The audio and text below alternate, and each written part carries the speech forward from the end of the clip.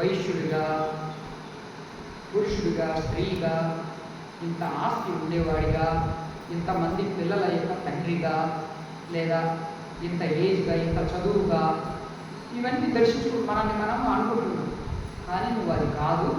నువ్వు సచ్చిదానంద స్వరూపుడివి, దుఃఖరహితుడివి, పురుషుడివి కాదు, స్త్రీవి కాదు, నపుంసకుడివి కాదు, నువ్వు అనంతమైనటువంటి పరమాత్మ స్వరూపుడివి అనేది తెలుసుకోవడమే వాస్తవ దర్శనం.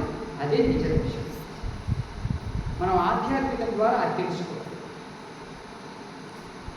మీకు మతములో అమ్మగారు చెప్పారు కదా ఇప్పటివరకు, అది ఒక నమ్మకం. ఆ నమ్మకం ఏర్పడ్డప్పుడు దానికోసం మనము పూజలు చేస్తాము, యాత్రలు చేస్తాము, పారాయణలు చేస్తాము, నమస్కారాలు చేస్తాము, దానాలు చేస్తాము, హోమాలు చేస్తాము,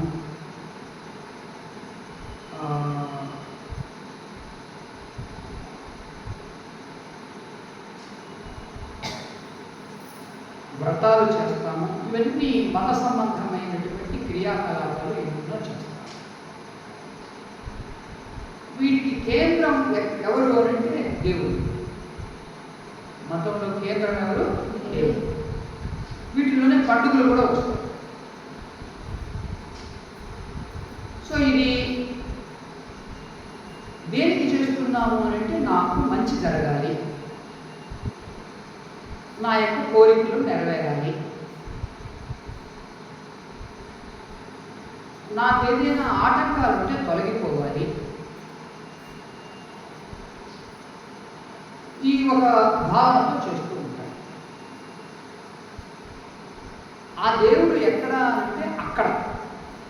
ఎక్కడ ఉంటాడు? అక్కడ ఉంటాడు. గుళ్ళోనో, కొండ మీదనో, గర్భాలయంలోనో ఎక్కడ ఉంటాడు. ఆధ్యాత్మికం యొక్క కేంద్రం అంతా ఎవరు అంటే ఈ జీవుడు. నీవు, నేనెవరు, ఎప్పుడు వచ్చాను, ఎందుకు వచ్చాను, ఏం చెయ్యాలి,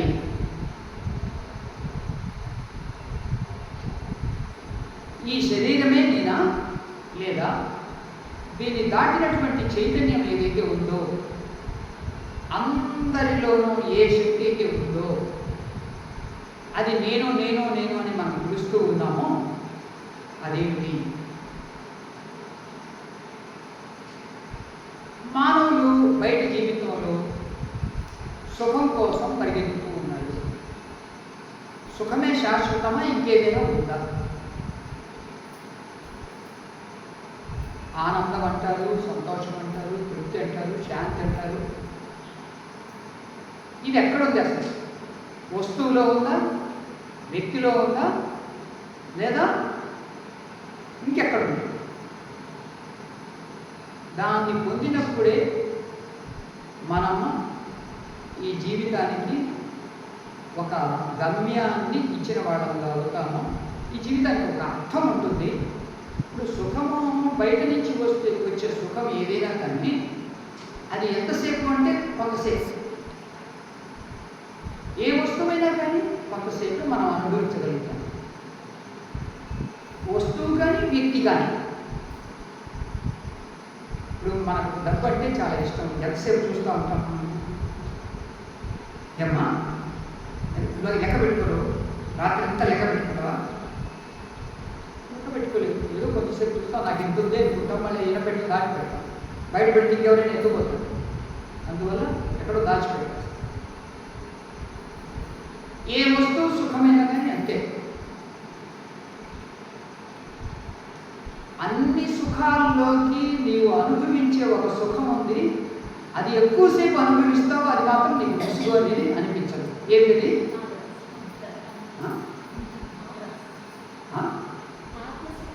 ఆత్మసుఖం కాదు. అది ఆ స్టెప్కి వెళ్ళదు. మామూలు మాట్లాడుకుందాం. మహాలక్ష్మి చెప్పండి, చెప్పమ్మా.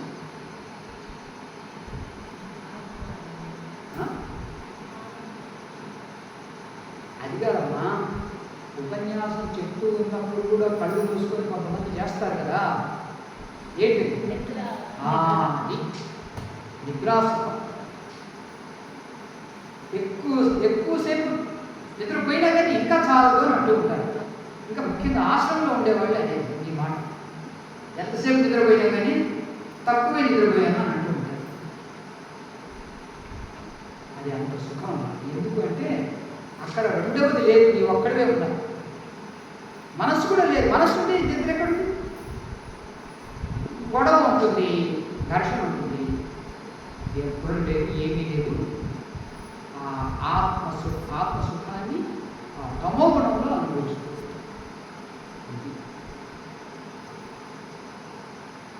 కనుక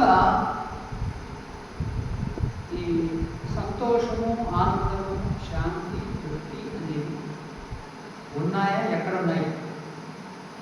ఈ విచారణే ఆధ్యాత్మికము అంటే. వేదాంతం అని ఇంకో ఉపయోగం అదేమిటి అంటే మనకు వేదాల యొక్క చరమ భాగం ఉపనిషత్తు. ఉపనిషత్తుల్లో ఉండేదంతా కూడా ఈ జీవుడి గురించి విచారణ. ప్రారంభంలో ఉండే కర్మకాండలో నీవు ఈ కోరిక కోసం ఈ యజ్ఞం చేయి, ఈ యాగం చేయి, ఈ హోమం చేయి, ఈ కోరిక కోసం అది చేయి, ఇది చేయని వాళ్ళు ఊరిస్తూ ఉంటారు. ఇక్కడ మాత్రం కోరికల్ని దాటిపో, నీ వాస్తవ స్వరూపం తెలుసుకో, అప్పుడు ఏ కోరికలు ఉండవు. నీ యొక్క ఆ వాస్తవ స్వరూపం ఏమిటి అని అంటే ఆత్మస్వరూపం. అదే పరమాత్మ స్వరూపం. అది తెలుసుకోవడమే నిజ దర్శనం. ఏమా నిజ దర్శనం అంటే ఇది. ఇప్పుడు మీరు చెప్పండి, వేదాంతములో ఉన్న వాటిని మతములోకి తీసుకొచ్చారా? మతములో ఈ బుద్ధ విగ్రహాన్ని చూపించి ఇది నిజ దర్శనం అని అన్నారా? లేదా మతములో ఉండే వాటిని వేదాంతంలో తీసుకొచ్చారా? మీరు ఆలోచించండి.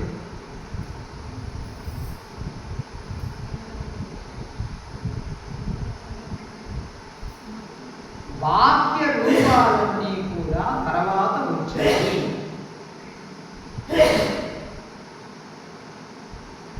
ఏ సత్యమైనా కానీ మొట్టమొదట ఎట్లా ఉంటుంది అంటే విశాలంగా నామరూపాలు లేకుండా అంతటా వ్యాపించి ఉంటుంది. దాన్ని అర్థం చేసుకోలేనటువంటి వాళ్ళే నిదానంగా దాన్ని కుంచింపచేసి దాన్ని చిన్న రూపానికి తీసుకొచ్చి ఒక రూపాన్ని ఇచ్చి దానికి ఒక నామాన్ని ఇచ్చి దాన్ని స్థూలం చేస్తారు. మొదట ఎట్లా ఉంది? సూక్ష్మంగా ఉంది. సూక్ష్మంగా ఉన్నదాన్ని స్థూలం చేయడమే మతం. కనుక మతములో ఉండే వృత్తులు అంటే ఏంటి? నామరూపాలు. ఏమండి? నామరూపాలు. మొదట వచ్చింది ఏమిటి? నామం. తర్వాత వచ్చింది ఏమిటి? రూపం. పంచభూతాల్లో మొదటిది ఏమిటి? సూక్ష్మమైంది. అతి సూక్ష్మమైంది ఏమిటి? చెయ్యి బయట చూపించద్దు. నీ చుట్టూ ఉండేది కూడా ఆకాశమే. అవకాశాన్ని ఏది ఇస్తుందో అది ఆకాశం. నువ్వు కూర్చోడానికి అవకాశం ఇచ్చింది కదా, అందువల్ల ఆకాశం. దాని గుణం ఏమిటి? ఆకాశం యొక్క గుణం ఏమిటి? శబ్దగుణకం ఆకాశం. శబ్దగుణకం ఆకాశం. ఇప్పుడు మొట్టమొదట వచ్చిన ఆ గుణం ఏంటి? శబ్దం. ఆ తర్వాత వచ్చింది వాయువు. రెండవది ఏంటి? వాయువు. మూడవ దానికి వచ్చినప్పుడే రూపం వచ్చింది, అదే అగ్ని. సో మొదట వచ్చింది శబ్దం, రెండవది ఏంటి వచ్చింది? అగ్ని. అగ్నికి అంటే రెండవది స్పర్శ అని చెప్పచ్చు. వాయువుకు ఉండే గుణం స్పర్శ. సో మొదటే శబ్దం వచ్చింది, తర్వాతనే రూపం వచ్చింది. ఉపనిషత్తుల్లో వేదాంతంలో చెప్పినటువంటి జ్ఞానమే మొదట వచ్చింది, అదే ఆధ్యాత్మికము. అది అర్థం చేసుకోలేక తర్వాత కొంత ఎంతో కాలం దొర్లిన తర్వాత ఈ మతం వచ్చింది. స్థూలమైనటువంటి రూపాలు, ఆ రూపాలను ఏర్పరచడానికి ఆలయాలు, గుళ్ళు, గోపురాలు, తర్వాత పూజా విధానాలు, ఆ తర్వాత బొట్లు, ఇవన్నీ తర్వాత. సో కానీ తర్వాత వచ్చిన వాటి ద్వారా మనము సాధన చేసి నిరాకారంగా ఉండే, అంతటా వ్యాపించి ఉండే, సర్వత్రా కూడా నిబిడీకృతమై ఉండేటువంటి ఆ పరమాత్మతత్వాన్ని పట్టుకోవాలి. ఇక్కడే ఆగిపోకూడదు. ఎల్కేజీలో చేరే విద్యార్థి పిల్లడు పలకా బల్పం వాటర్ బాటిల్ తీసుకెళ్తాడు. పెరిగే కొద్దీ పిహెచ్డి లెవెల్కి వెళ్ళినప్పుడు ఏమి ఉండదు, మొత్తం బ్రేక్ అంతే. పుస్తకాలు కూడా ఉండవు. పోస్ట్ గ్రాడ్యుయేషన్కి వెళ్ళినప్పుడు ఒక ఫైల్ కొట్టుకుంటాడు అంతే. ఇంకా పిహెచ్డికి వెళ్ళినప్పుడు అది కూడా ఉండదు, మొత్తం బ్రేక్. కనుక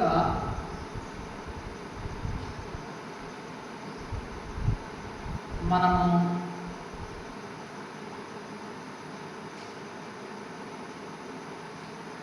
యాత్రలు చేయటము అనేది ఒక స్టేజ్. ఎప్పటికీ అది అవసరము అని అనుకోవద్దు, దయచేసి తెలుసుకోండి. ఈ విషయం అందరికీ తెలియదు.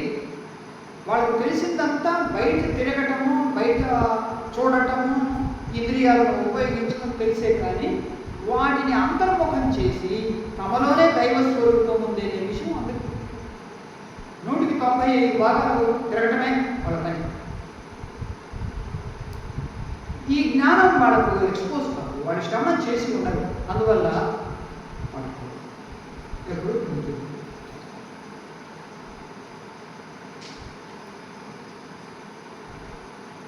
డబ్బును సంపాదించడం అనేది నిరంతర ప్రయత్నం అందరికీ.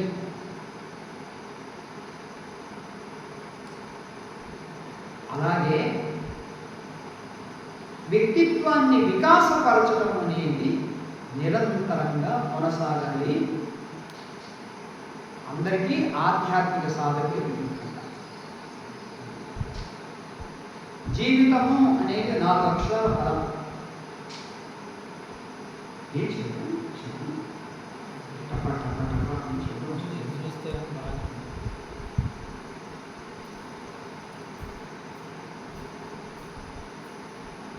ఆ జీవితం అనేటువంటి 4 అక్షరాల పదములు,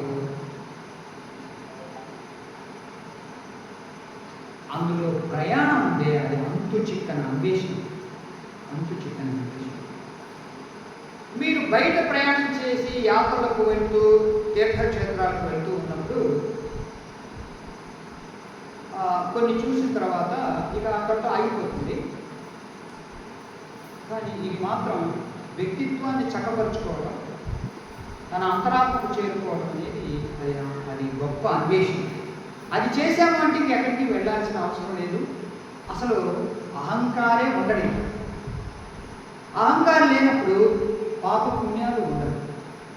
పాపపుణ్యాలు లేనప్పుడు ఇది చేస్తే మంచి, ఇది చేస్తే చెడు అనేటువంటి స్టేజ్ని దాటుతారు. అహంకారం లేదు. చిన్న పిల్లవాడు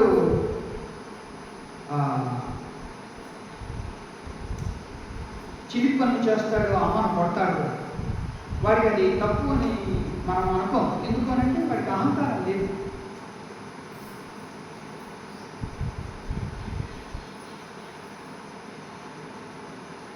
కనుక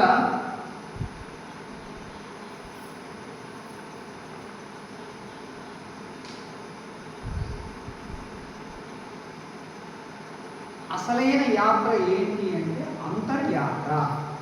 ఏమండి? ఇది బహిర్యాత్ర. ఇది బహిర్యాత్ర, బయట తిరగడం. అక్కడ మీకు ధనం ఖర్చు అవుతుంది, సమయం ఖర్చు అవుతుంది, ఆరోగ్యం ఖర్చు అవుతుంది, పాడైపోతుంది కూడా. అయితే మనకు అలవాటైపోయింది కాబట్టి ఆ రూపం చూస్తే చాలా పుణ్యం, ఈ రూపం చేస్తే చాలా పుణ్యం అనే అలవాటైపోయింది కాబట్టి శ్రద్ధతో వెళ్తాము, తిరుగుతాము, వస్తాము. అంతర్యాత్రకు ఏం లేదు, మీరు సమయాన్ని కేటాయించాలి. 1 గంట తన వ్యక్తిత్వాన్ని శోధించుకుంటూ అంతర్ముఖం కావాలి. ఇక్కడ కావాల్సింది ఏంటి అంటే ఏకాగ్రత. పాపం జనులకు ఇది లేదు, డబ్బు సంపాదించటము, తిరగటము ఆసక్తి కాబట్టి అది కష్టం అనిపించదు, ఇది మాత్రం చాలా కష్టం అనిపిస్తుంది. ఈ అంతర్యాత్ర సాధన, శోధన, అంతర్ముఖత్వం కష్టం అనిపిస్తుంది.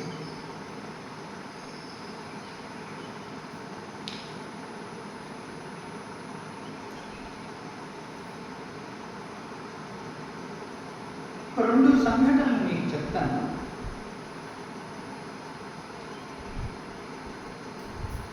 మనము 2022లో కాశీకి వెళ్ళి అక్కడ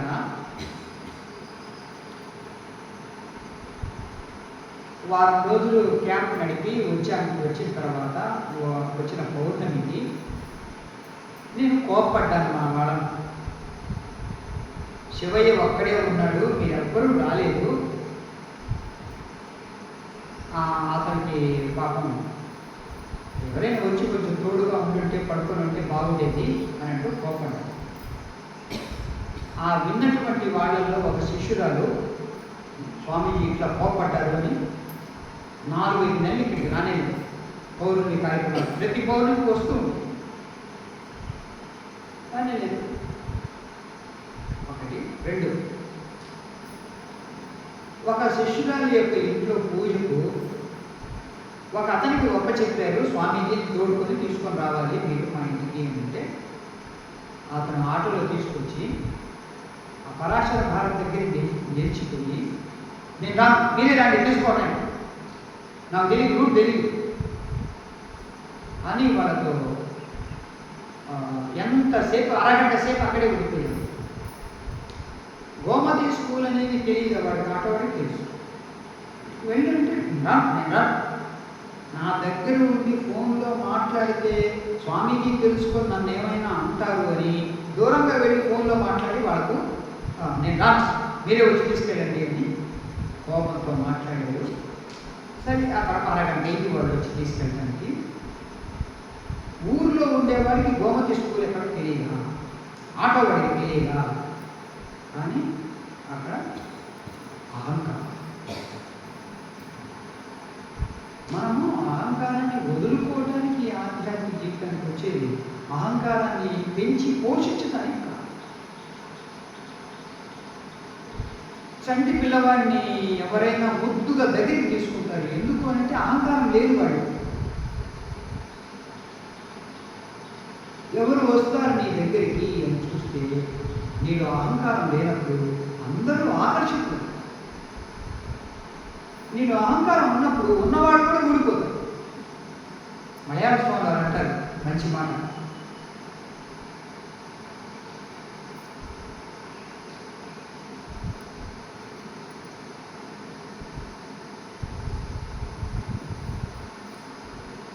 ఉన్న గొప్పలు చెప్పుకుంటేనేమో నీకు నువ్వు దూరం అవుతావు, లేని గొప్పలు చెప్పుకుంటేనేమో మిగతా వాడు కూడా దూరం అయిపోతాడు. ఏమ్మా, ఉన్న గొప్పలు కొన్ని మంచి గుణాలు ఉన్నాయి, అవి చెప్పుకుంటే నీకు నువ్వు దూరం అయిపోతావు. లేని గొప్పలు చెప్పుకుంటే వాడికి ఎచ్చులు పోతూ ఉన్నాడు, మాకెందుకు లేని వాడు.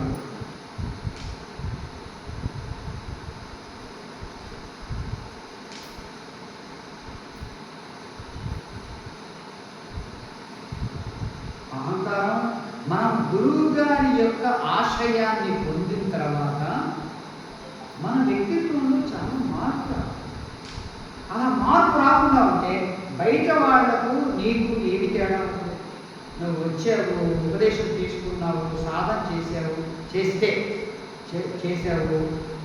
ఎన్నో సంవత్సరాలు గడిచింది, నీలో మార్పు వచ్చి ఉంటే వాళ్ళు ఏమనుకుంటారంటే ఇదిగో వాళ్ళు ఆ గురువును సమీపించడం వల్ల, గురువు గారిని ఆశ్రయించడం వల్ల మార్పు వచ్చింది అని వాళ్ళు. అలా ఏమి మార్పు రాకుండా ఉంటే మనం ఎందుకు వెళ్ళాలి ఆయన దగ్గరికి అనుకుంటారా లేదా? అహంకారంతో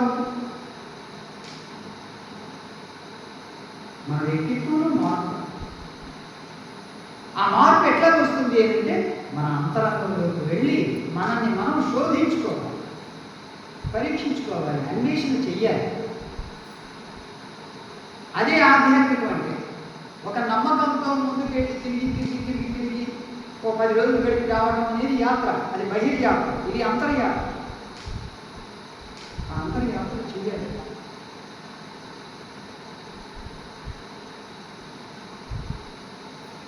ఒక యువకుడు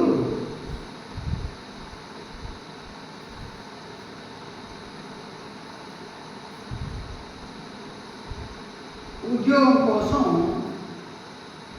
వాళ్ళ ఊరు నుంచి ఆ ఊరికి నడిచాడు. వీడు నడిచేదానికి దాదాపు 3-4 గంటలు పట్టింది.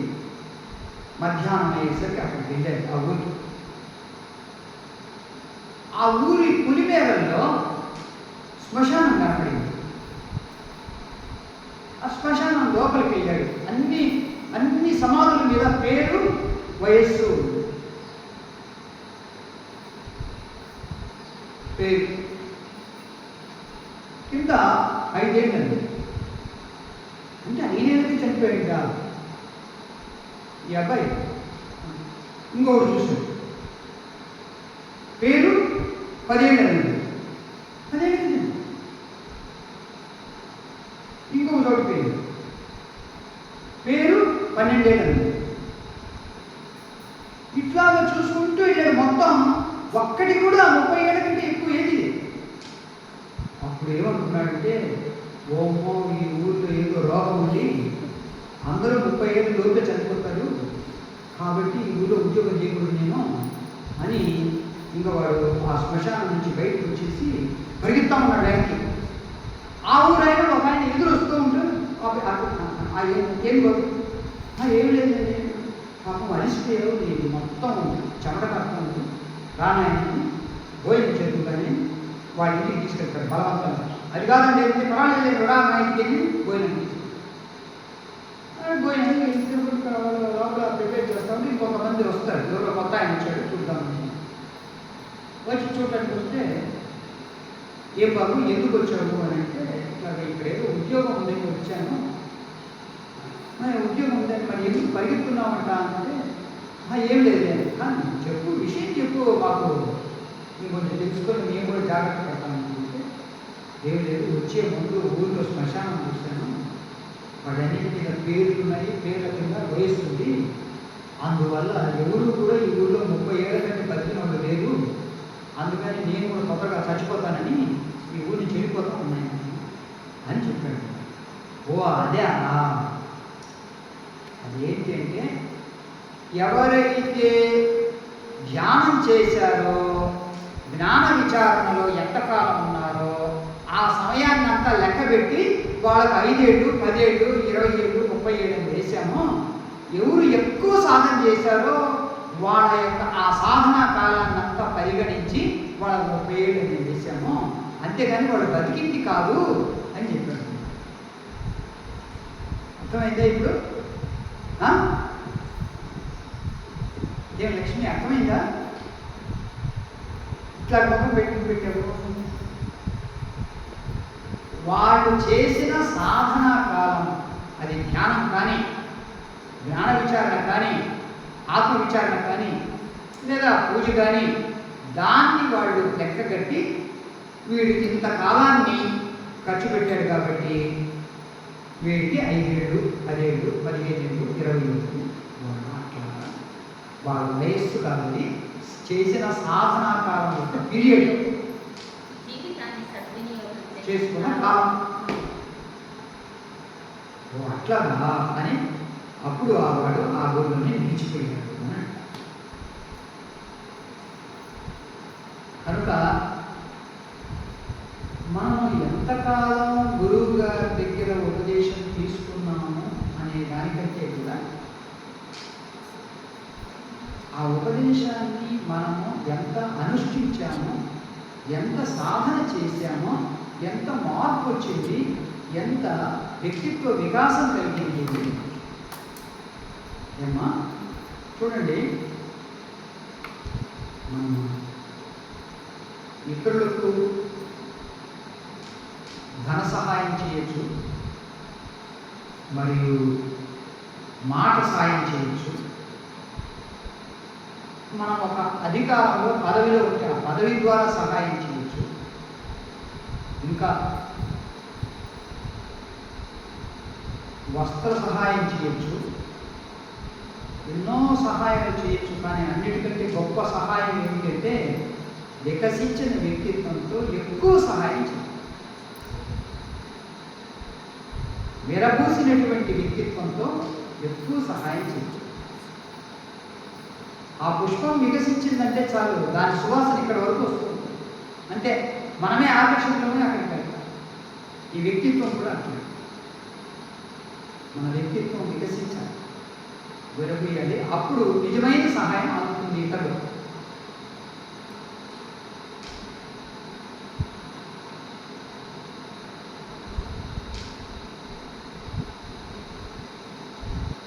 మీరు ఎప్పుడు కూడా 3 విషయాలకు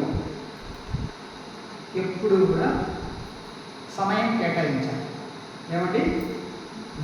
మూడింటికి సమయం కేటాయించాలి. 1, మన కుటుంబానికి సమయం కేటాయించాలి. 2, ఆరోగ్యం కోసం సమయం కేటాయించాలి. 3, మన శ్రేయస్సు కోసం, మన ఆధ్యాత్మిక ఉన్నతి కోసం, మన ఆత్మ కోసం సమయం.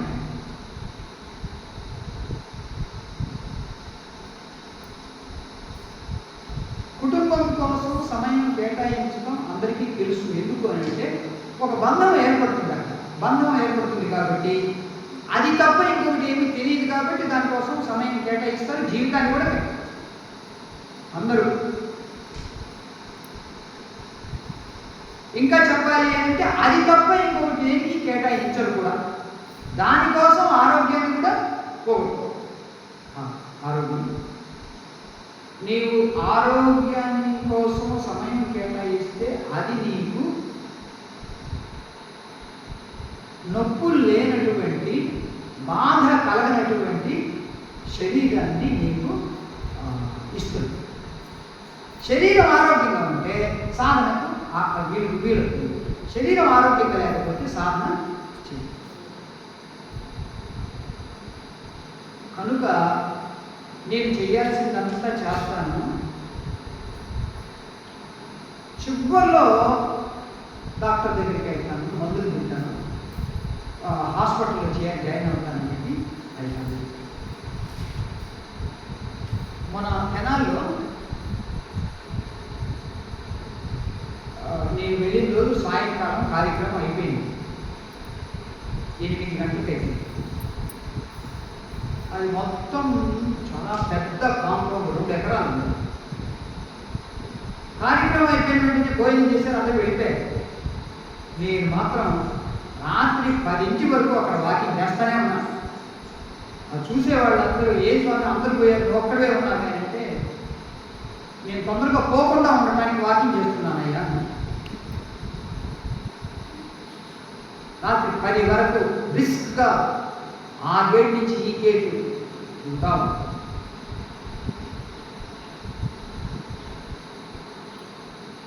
ఆరోగ్యం కోసం సమయాన్ని ఖర్చు పెట్టడం వేస్ట్ అని అనుకుంటారు కదా, అది కనపడదు.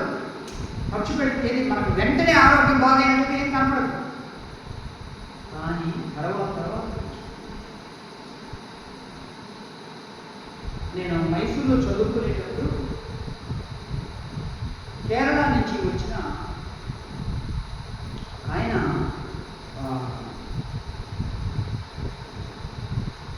వాసుదేవ్ వర్మ అనే ఆయన నేచురోపతి క్యాంప్ నడుపుతూ ఉన్నారు చాముండి కొండ. నేను వెళ్ళాను. ఇది చేయండి, ఇది చేయండి, ఇది చేయండి, ఉపవాసం ఉండండి, మట్టి ప్యాక్ చేసుకోండి, పచ్చికూరగాయలు తినండి, మొలకలు తినండి, డ్రై నట్స్ నానేసుకొని అవి తినండి, ఇవన్నీ చాలా చెప్తున్నాడు. 3 గంటల సేపు వెళ్ళిన తర్వాత ప్రశ్న అని అడిగితే ఎవరో ఒకరు అడిగారు, ఏమంటే సార్ మీకు అన్నం చేసుకోవడం తినటం మాకు తేలిక, తక్కువ ఖర్చు, ఈ పండు తినటము, పచ్చికూరకాయలు తినటము, మొలకలు తినటము మరియు డ్రై నట్స్ తినటము చాలా ఖర్చుతో కూడుకున్న పని కదా అని అంటే అప్పుడు ఆయన అన్నాడు, నీవు ముందు ఖర్చు పెట్టు, తర్వాత ఖర్చు పెట్టాల్సిన అవసరం లేకుండా ఉంటుంది.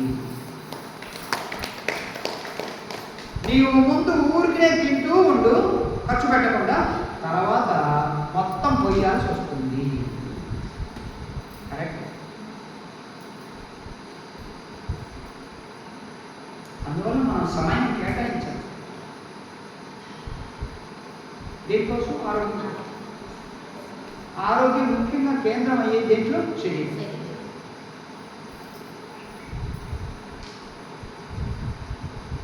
ఈనాడు అందరూ కూడా ఏమండి మీరు కొంచెం యోగా చేయండి, ఉపన్యాసం వినండి అంటే టైం లేదనేవాళ్ళు టైం లేకుండా పోతారు అంతే.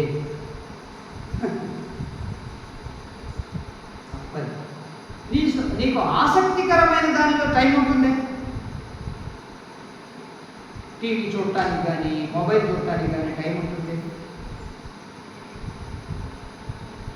ఇది నాకు సంబంధించింది, నా ఆరోగ్యానికి సంబంధించింది, నీ దృష్టి అటువైపు పెట్టాలి, అప్పుడు నీకు టైం. ఇంత చేసి ఇంత కష్టపడుతున్నావు దేనికోసం? సంసారం కోసం. ఇంత కష్టపడుతున్నావు దేనికోసం? వ్యాపారం కోసం, డబ్బు కోసం. ఏం చేస్తావు? డబ్బంతా కొడుకులు ఇస్తారు. వాడు పట్టించుకోలే నిన్ను. వాళ్ళు ఏమైనా పట్టించుకుంటారు? నేను ఏం లేదు. మన శిష్యుడు అక్కడ దర్శి వాళ్ళలో ఒక ఆయన గురించి నేను మాట్లాడాను. నేను కారులో వెళ్తే మన డ్రైవర్తో ఆ ఊరైనా దర్శి అయినా మాకు ఇంత ఉంది, అంత ఉంది, మాకేం పర్వాలేదు, కొరత లేదు, ఇంత వచ్చింది, మొన్న ల్యాండ్స్ రైల్వే వాళ్ళు తీసుకోవడం వల్ల మాకు 45 లక్షలు ఇచ్చారు, ఇవన్నీ చెప్పుకొచ్చాడు. తర్వాత వాడు ఆ డ్రైవర్ నాకు చెప్పాడు, ఏనాడైనా కానీ స్వామీజీ వారికి స్వామీజీ మీరు ఆశ్రమానికి వాడుకోండి అని ఒక 10,000 రూపాయలు ఏమైనా ఇచ్చాడంటే కోతలకు మాత్రం డబ్బులు చాలా ఉన్నాయి, దానాలకు మాత్రం డబ్బులు లేవు. సరే, తీరా డబ్బులన్నీ పిసినాటంతో పోగు చేసుకున్నాడు కదా, మరి ఏమైనా సంతోషం అంటే ఆ పెద్ద కొడుకు రూమ్ లేచి కొట్టాడు, మొత్తం నాకు ఇవ్వకుండా నువ్వే ఉంచుకున్నాడు. ఎందుకు కొట్టాడంటే నువ్వు వాడికి ఇస్తున్నావు, రెండో వాడికి, నాకు ఇవ్వలేదు.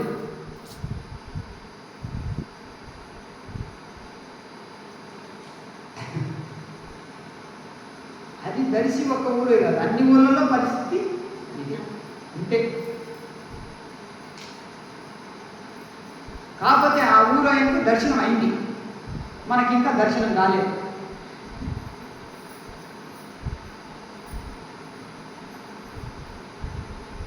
ఇక మూడవది ఏమిటంటే, ఇది ఎవ్వరికీ తెలియదండి, ఎవరు దీని వైపు దృష్టి వెళ్ళరు. నీ శ్రేయస్సు కోసం, నీ ఆత్మ కోసం, నీ ఆధ్యాత్మిక జీవితం కోసం నువ్వు సమయాన్ని కేటాయించాలి. సమయం ఎప్పుడైతే కేటాయిస్తారో తన కోసం, అప్పుడు ఒక విచిత్రం జరుగుతుంది. ఏమిటంటే తను ఈ జీవితంలో చేసినటువంటివన్నీ కూడా సింహావలోకనం జరుగుతుంది. తను ఏమేమి సంపాదించాడో కూడా సింహావలోకనం జరుగుతుంది. వాటిని చనిపోయిన తర్వాత వాటి గతి ఏం పడుతుంది అనేది కూడా సింహావలోకనం జరిగి అప్పుడు వాటిని సద్వినియోగం చేయడం మొదలెడుతుంది. సద్వినియోగం చేయడం కనుక ముఖ్యంగా సమయం తన కోసం కేటాయించాలి.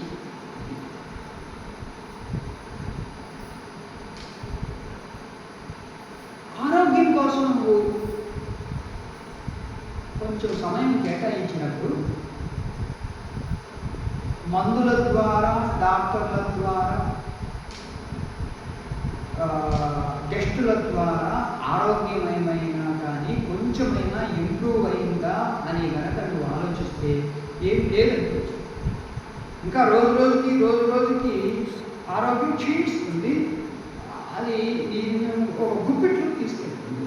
ఇంక ఇది తప్ప వేరే మార్గం లేదు అనే విధంగా జీవోత్సవంలాగా నువ్వు జీవితాన్ని ఒక కొత్త మార్గం ఏమైనా ఉందా? ఏం లేదండి. Back to nature. ఏంటి? మరణ ప్రకృతికి దగ్గరగా వెళ్ళాలి.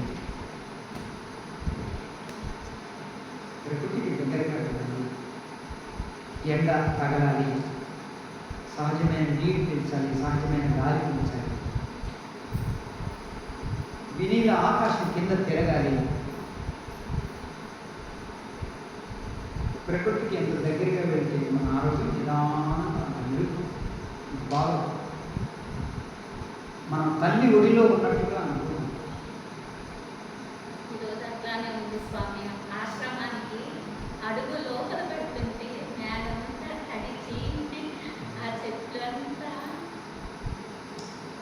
ప్రకృతి చూస్తుంటే అట్లానే అనిపించింది ఈరోజు.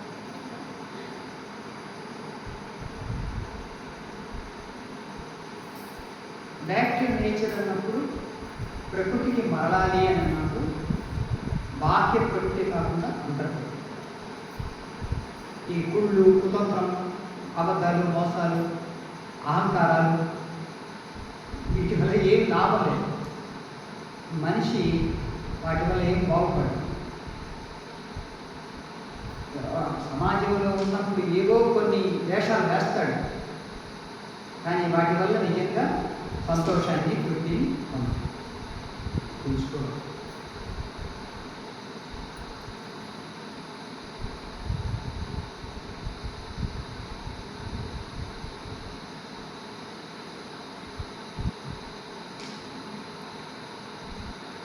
జ్ఞాత్వా కర్మాణి కుర్వీత.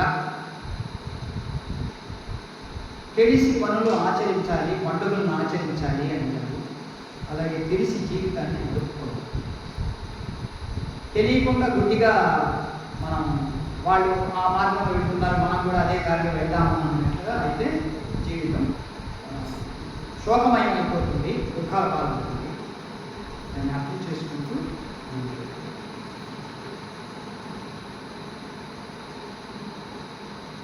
మతానికి సంబంధించినటువంటివి కొన్ని మనం చేస్తూ ఉంటాం, తెలిసిన వాళ్ళు కూడా చేస్తూ ఉంటారు. అవి వద్దు, వదిలేయండి అని అంటాం. అవన్నీ కూడా వాడుకొని చిత్తశుద్ధిని పొందండి. చిత్తం శుద్ధంగా ఉంటే అందులో జ్ఞానం ఉదయిస్తుంది, అహంకార త్యాగం మనం చేయగలుగుతాము, మరియు జ్ఞానోదయం. సో మనం దేవుడిని పూజించటం కానీ, యాత్రకు వెళ్ళటం కానీ, పారాయణం చేయటం కానీ, పూజ చేయటం కానీ ఇవన్నీ కూడా అనవసరమో అని కాకుండా శుద్ధమైన నిర్మలమైనటువంటి చిత్తం కోసం, అంతఃకరణం కోసం ఇవన్నీ చేస్తున్నాం అనే భావంతో పేరు కోసం, గుర్తింపు కోసం లేదా టైంపాస్ కోసం చేయడం కాదు. అవన్నీ నీకు ఉన్నతమైనటువంటి గమ్యాన్ని గమ్యాన్ని పొందడానికి సహాయపడాలి. దానికోసం చెప్పాలి.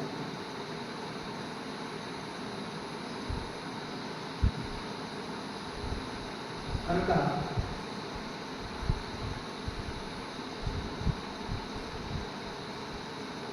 ఒక సాధన ఉంది అని అంటే దాని యొక్క గమ్యం తెలిస్తే దాన్ని ఏ విధంగా ఉపయోగించుకోవాలనో మీకు తెలుస్తుంది. ఆ గమ్యం తెలియకపోతే ఏదో గుడ్డిగా చేస్తూ పోతూ ఉంటారు అంతే. ఎప్పుడు జీవితాంతం ఎప్పుడు చేస్తూనే ఉంటారు. దానివల్ల ఏమీ మీకు ఉన్నతి కాదు, వికాసం కాదు. అది తెలుసుకొని చేస్తే అప్పుడు అది వికాసం.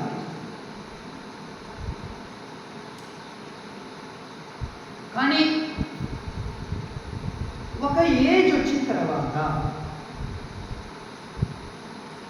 ఆ దేవుడి అందే ఆ గుళ్ళోనే దేవుడు ఉన్నాడు, ఆ యాత్ర చేస్తేనే మనకు జీవితం సఫలమవుతుంది కాబట్టి ఇక్కడికి వెళ్ళాలి అక్కడికి వెళ్ళాలి అనేది కట్టి పెట్టేసి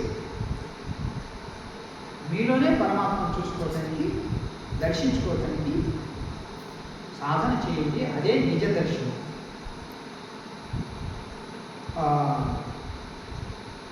కిం స్వరూపమితి ఆత్మదర్శనే అవ్యయ అభవ పూర్ణ చిత్ సుఖము అంటారు రమణ మహర్షి వారు ఉపదేశ సారం చివరిలో. నేనెవరు, నేనేమిటి అని కనుక విచారణ చేసి నిన్ను నువ్వు కనుక దర్శించావంటే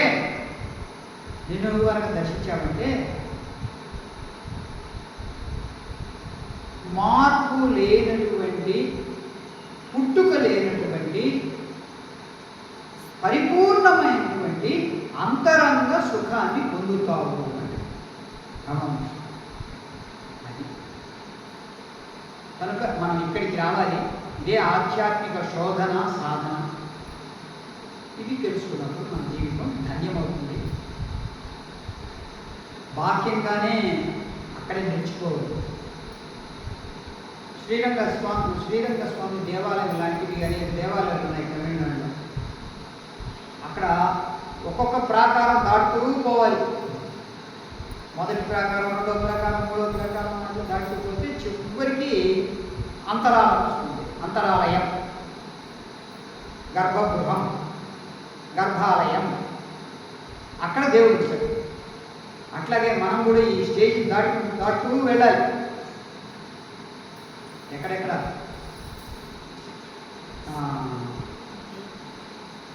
స్థూల శరీరం, అన్నమయ కోశం, ప్రాణమయ కోశం, మనోమయ కోశం, విజ్ఞానమయ కోశం, ఆనందమయ కోశం. ఆనందమయ కోశం అంటే ఆనందం కాదు, అహంకారం.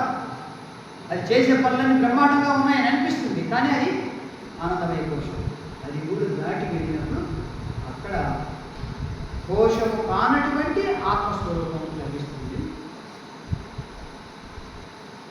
ఒక రాజుగారు ఆ ఊళ్ళో పెద్ద తిరునాళ్ళు వస్తుంది, జాతర, చాటింపు వేస్తారు. ఏమని చాటింపు అంటే, నా రాజ్యంలో ఉండే ప్రజలు వచ్చి ఈ తిరునాళ్ళకు వచ్చి ఎవరికి ఏది కావాలన్నా కానీ తీసుకోవచ్చు అని చాటింపు. సరే అందరూ వస్తారు. పెద్ద పెద్ద హాల్స్ ఉంటాయి, ఎన్నో వస్తువులన్నీ ఉంటాయి అక్కడ. ఆ రాజ్యం నుంచి వచ్చిన ప్రజలందరూ కూడా వాళ్ళకి కావాల్సింది వాళ్ళు తీసుకుపోతూ ఉన్నారు. ఒకళ్ళు వాషింగ్ మిషన్ తీసుకుపోయి, ఇంకొకళ్ళు కంబళి తీసుకుపోయారు, ఇంకొకళ్ళు కారు, ఇట్లా వాళ్ళకి కావాల్సింది కొంతమంది సరుకులు, ఇంకొకళ్ళు గ్యాస్ పొయ్యి, ఇట్లా తీసుకెళ్ళిపోతున్నారు. ఒక చిన్న అమ్మాయి మాత్రం ఏం తీసుకోండి, అమ్మాయి నువ్వు తీసుకోండి, లేదు నేను ఇంకా లోపలికి వెళ్ళి. ఈ వస్తువులన్నీ ఎక్కడ ఉన్నాయంటే బయటనే ఉన్నాయి. అప్పుడు దాన్ని అక్కడికి వెళ్ళి అక్కడ అంతా వెండి వస్తువులతో కూడుకున్న హాల్స్ తీసుకోమని కాదు కదా, ఇంకా లోపలికి వెళ్ళాలి. అక్కడికి వెళ్తే అక్కడ ఇంకొక కోట, అక్కడ అన్ని బంగారు వస్తువులే ఉన్నాయి. ఏదైనా తీసుకోమంటే కాదు ఇంకా లోపలికి వెళ్ళాలని ఆ అమ్మాయి ఇంకా లోపలికి వెళ్ళింది. అక్కడ అన్ని వజ్రాలు, వైడూర్యాలు, మరకతాలు, మాణిక్యాలు ఏదైనా తీసుకుంటూ కాదు ఇంకా లోపలికి వెళ్ళి చివరికి ఎక్కడికి వెళ్ళింది అంటే రాజుగారు ఎక్కడైతే నివసిస్తారో ఆ అంతఃపురంలోకి వెళ్ళింది. అక్కడ ఇంకా విలువైన వస్తువులు ఉన్నాయి. అవి కూడా వద్దు, నాకు రాజుగారే కావాలి. నువ్వేం చేస్తావు ఆయన్ని? ఎందుకు ఆయన అంటే నాకు రాజుగారి కనుక దొరికారంటే ఈ రాజ్యం మొత్తం నాదే, కాబట్టి నాకు అంతా దొరుకుతుంది. ఈ ఒక బంగారమో ఈ రెండో తీసుకొని ఏమి లాభము అని అప్పుడు ఆశ్చర్యపోయారు. ఎంత తెలివింది పిల్ల. మనం ఏం చేస్తున్నామంటే వస్తువులను చూస్తున్నాం, అసలు వ్యక్తిని పట్టుకోవాలి. అలాగే పరమాత్మ మనని భూమి మీదకు పంపించాడు, అన్నీ ఇచ్చాడు. వీటిల్లో మనం మునిగిపోయాము, ఆ పరమాత్మ మర్చిపోయాం. ఎవరైతే మనల్ని పంపించారో ఏ విధంగా పంపించాడంటే ఏ లోటు లేకుండా పంపించాడు. ఏ లోటు లేదు మనకు. నిజంగా చెప్పండి, మనం వచ్చేటప్పుడు ఏమైనా తీసుకొచ్చామా? మనం తీసుకొచ్చాము కనీసం నష్యం డబ్బా తీసుకొచ్చాము. నష్యం డబ్బా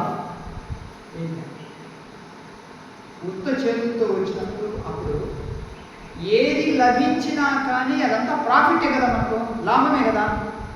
మరి అయ్యో నాకు ఎంత నష్టమైంది, అంత నష్టమైంది అని ఏడుస్తూ ఉంటారు చాలామంది. ఎందుకు ఏడుస్తారంటే వాస్తవం తెలియదు.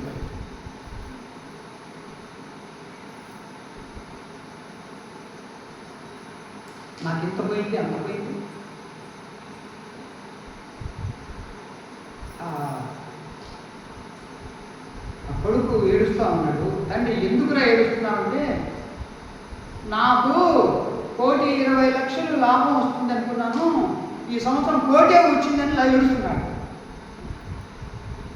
ఏమ్మా 1,20,00,000 అని వీడు ఆశించాడు, కానీ వచ్చింది ఎంత అంటే 1,00,00,000. ఆ 20,00,000 రాలేదని ఏడుస్తున్నాడు. అట్లా ఉంది అందరి యొక్క జీవితం. అంటే మీ ఊళ్ళో కాదు, మా ఊళ్ళో ఏది దొరికినా కానీ అంతా ప్రాఫిట్ సైడ్లోనే ఉన్నాము, లాభం వైపు ఉన్నామే కానీ మనకు నష్టం అంటూ ఏం లేదు. ఎందుకంటే మన సొంతం ఏమీ లేదు నష్టం. వాడి వ్యాపారం బాగా జరుగుతుంది, నాకు వ్యాపారం తగ్గిపోయింది. సరే ఇంతకాలం వ్యాపారం చేసేవారు, కొంత సంపాదించేవారు, చాలు అంతే, అదే ప్రాఫిట్ సైడ్. జీవితాన్ని ఎప్పుడూ కూడా పాజిటివ్గా చూసేటువంటి గుణాన్ని అలవర్చుకునేవాడే ఆధ్యాత్మిక వ్యక్తి. నాకు ఇది లేదు, అది లేదు, అది పోయింది, ఇది పోయింది, ఎప్పుడూ కూడా కోరికల వెంట పరిగెత్తడమే అయితే వాడే సంసారి. వాడు ఎప్పుడు నిరంతరము ప్రయాణిస్తూనే ఉంటాడు. ఆడు ఎందుకంటే అక్కడుంది సంతోషం, అక్కడుంది ఆనందం. వ్యక్తిత్వాన్ని నెమరు వేసుకో, బాగా అర్థం చేసుకో, అప్పుడు సంతోషం నీ సొంతం అవుతుంది, నీ ఉన్న చోట.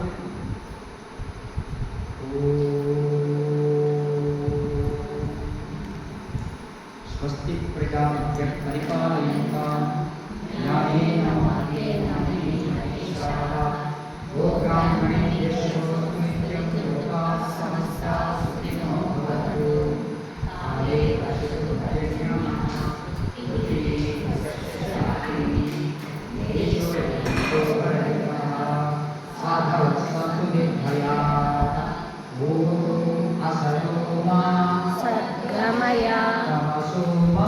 జ్యోతిర్గమయ మృత్యోర్మా అమృతంగమయ